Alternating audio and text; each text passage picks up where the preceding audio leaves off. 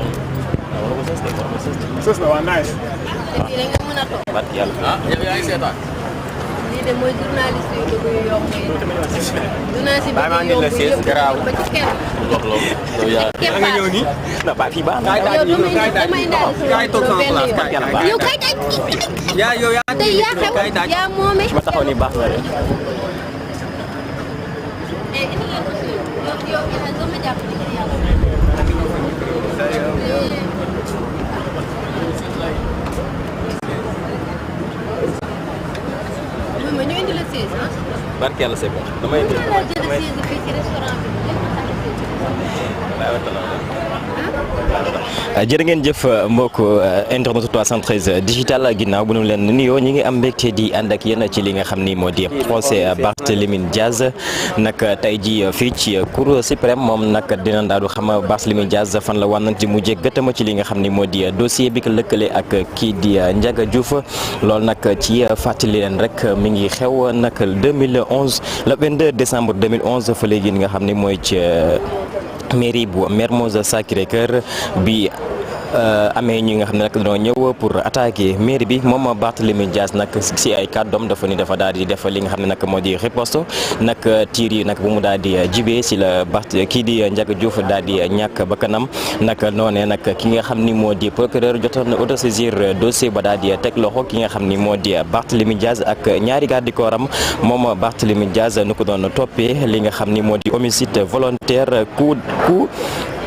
coup et blessure volontaire et port prohibé d'arme à feu maanaam mu yor arme boo xam ne tey jii amul li nga xam ne moo di papier naka noonee moom Barthélémy Dias en 2011 ñu ngi ko jotoon condamné lu toll ci 2 ans dont 6 mois yi nga xam ni moom lay daal di tëdd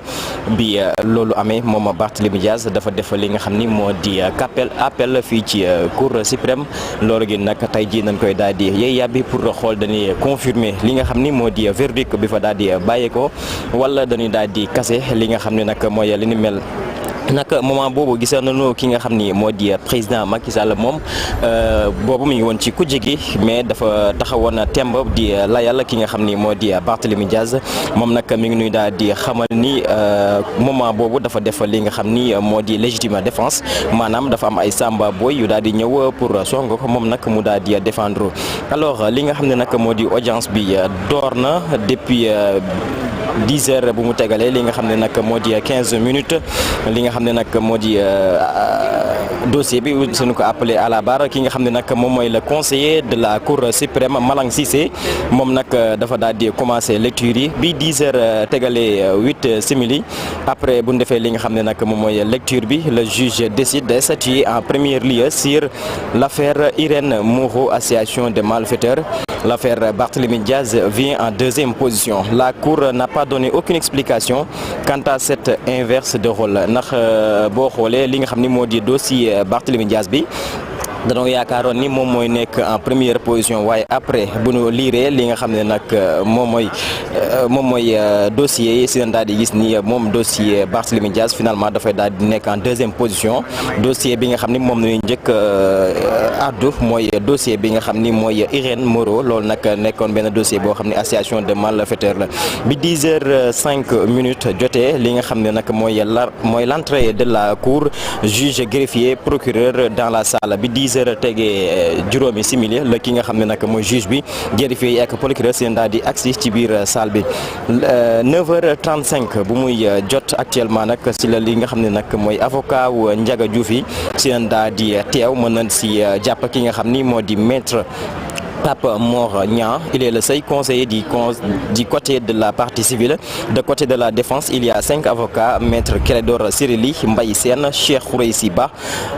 Demba Ciré Bathily, Borso Pouye. Ci côté bi nga xam ne nag moo di Barthélémy Dias ñoo koy layal ñu nekk juróomi avocat, waaye ci côté bi nga xam ne nag moom mooy ci côté Ndiaga Diouf benn avocat kasi dañ fa daal di am. 8h35, une impression dispositif sécuritaire constatée à l'entrée de la cour. Des Borso Pouye et Ciré Clédor Ly, avocats Barthélémy Dias, sont déjà dans la salle. Comme nous koy gisee à tous les jours ci li nga xam ne nag moo di procès rawatina ci li nga xam ne nag moo di côté Ousmane Sonko, ndax bu ñuy wax procès yi di nga gis dispositif sécuritaire bi nga xam ni dinañ ko daal di teg ci cour yi mu nekk li nga xam ne nag lu impressionné nit ñi la, ndax tey jii bu ñu fi ñëwee gis nañ fi li nga xam ne nag moo di police, waaye aussi gis nañ fi li nga xam ne nag moo di gendarmerie ak seen camionnette yi nga xam ni gaare nañ ko à côté, de même aussi li nga xam ni moom mooy fourgonnette yi nga xam ne aussi garé nañ ko à côté. même aussi booy xool lu ko dalee aliya bi yëpp way takkadeer yi ñoom tey jël nañ bu baax a baax seen disposition. 10h24 bu mu jotee li nga xam ne nag moo di juge bi dafa daal di répartir li nga xam ne nag moo di temps de plaidoirie yi. partie bu nekk dina am 1h30 pour étayer ses armes, maanaam tey ji buñ koy xayma li nga xam ni moo di plaidoirie yi boo moytuwul rek dina daal di durer lu toll ci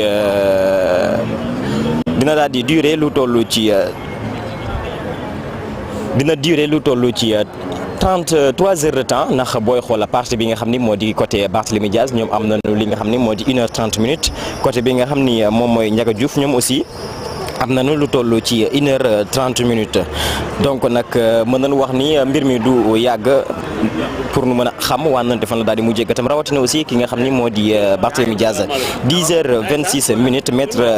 Ciré Bathily moom nag dafa daal di jël kaddu pour faire des observations. Nous avons soulevé devant la cour d'appel une exception d'inconstitutionnalité. On observe qu'il y a une résistance manifeste de cette cour. Ici, nous avons un refus du juge d'appliquer la loi. Donc notre appel est de mettre fin à la résistance de la Cour, de transmettre les exceptions. L'autre observation est de motiver les rejets. Il poursuivit le dernier élément et de nous rapprocher à la Cour d'appel de ne pas prendre en compte ces propos constatant dans la culpabilité Barthélémy Dias, parce que nous déclarons l'intime conviction mentionnée pose problème. Je dis fondez votre élément sur ce qui a été débattu devant notre juridiction, devant votre juridiction. L'intime conviction a aussi une base légale. Kaddu yooyu nag la ki nga xam ni moom mooy maître Ciré Bathily daal di yëkkati di wax ni nag dafa am ab rëq-rëq ci li nga xam ne nag moo di cour bi. nag noonu aussi ki nga xam ni moom mooy maître Khoureyssi Ba daal dinay jël kaddu di def li nga xam ne nag moo di plaidoirie am. La robe noire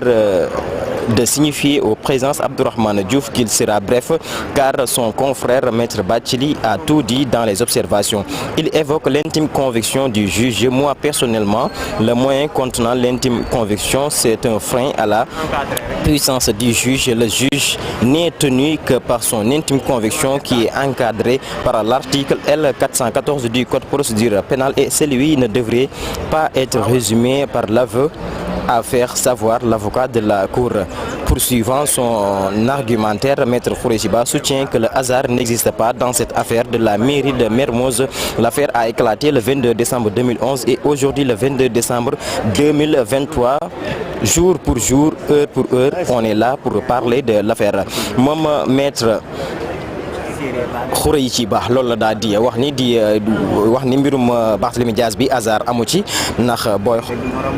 xool mbir mi ngi daal di am nag le 22 décembre 2011. donc tey ji yemook li nga xam ne moo di 22 décembre 2011 aussi nu bëgg esatiwaat encore li nga xam ne nag moo di mbir mi. donc mën nañu wax ni hasard amu ci. donc nag foofu bu nu comprendre bu baax a baax fi nga xam ne foofu lay junju mi ngi nuy bëgg wax ni ab mbirum politique moom moo ci daal di lal. Duudu ginnaaw bu ma la nuyoo ma daal di lay dalal nu bokk li nga xam ne nag moo di waxtaan wi, ndax gis nga fi nga xam ne moo di Cour suprême tey jii nu xam Barthélémy Dias fan la waan di mujjee gëtam ci dossier bi nga xam ne moo ko lëkkale moom ak Ndiaga Diouf mu nekk li nga xam ne nag mooy depuis 2011 ba léegi mënuñu xam exactement est-ce que moom moo def wala deful. naam bu fekkee première instance moom Barthélémy Dias jotoon ko condamné lu toll ci 2 ans dont 6 mois yi nga xam ne